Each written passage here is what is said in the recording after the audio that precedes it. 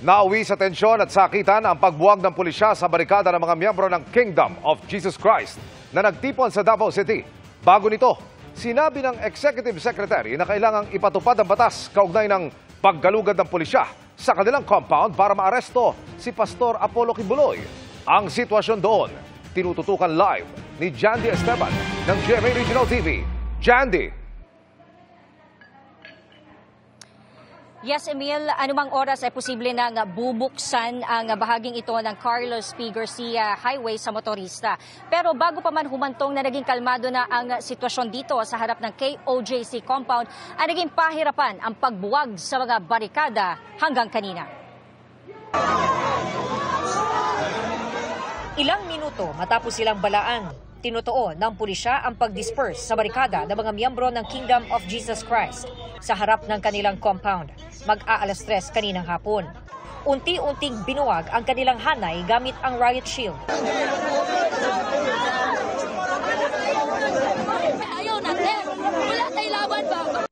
May mga hinila, kinaladkad at pinadapang mga miyembro. Ilan sa kanila ang namato ng upuan at bote. Kasabay ng pagbarikada ng pulisya sa lugar, ang pagtanggal naman sa mga inihambalang ng mga miyembro sa National Highway.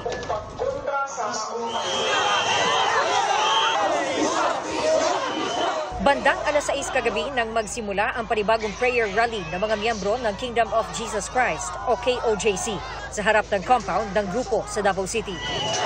Pero ang pagtitipon nauwi sa paglalagay ng mga barikada sa highway.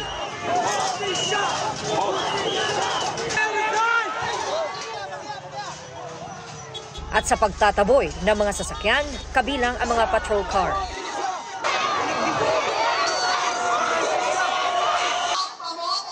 Sa gitna ng rally, may nagsunog pa ng gulong na ayon sa mga pulis ay gawa ng mga miyembro ng taga-KOJC.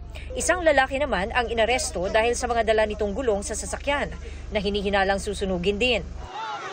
Giit ng mga nag-rally dahil ito sa pang-tear gas umano ng mga pulis, bagay na pinabulaanan ng PNP. Sa hanay naman ng mga pulis, may 6 na naiulat na sugatan ayon sa Police Regional Office 11.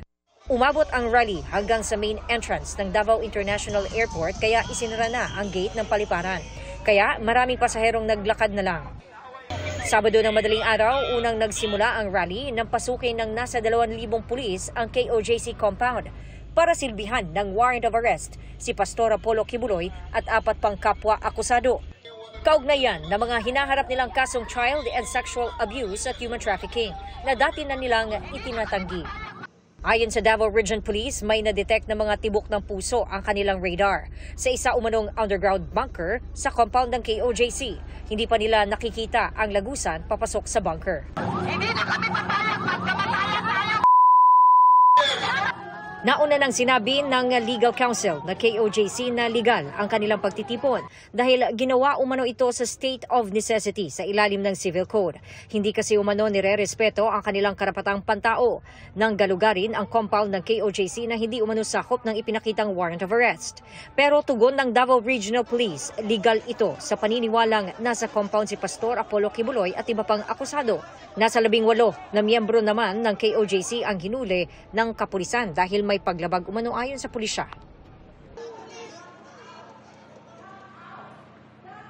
Emil, ang mga nadakip kanina ay ilan sa kanila ay na-interview natin at ayon sa kanila hindi daw sila yung mga nambabato. Ang 18 na aresto na KOJC members ay sasampahan umano ng kaso ng pulisya na obstruction of justice. Pero maging ang KOJC ang magsasampa din umano sila ng reklamo laban sa mga pulis. Ayon yan sa KOJC Legal Counsel na si Attorney Israelito Torion.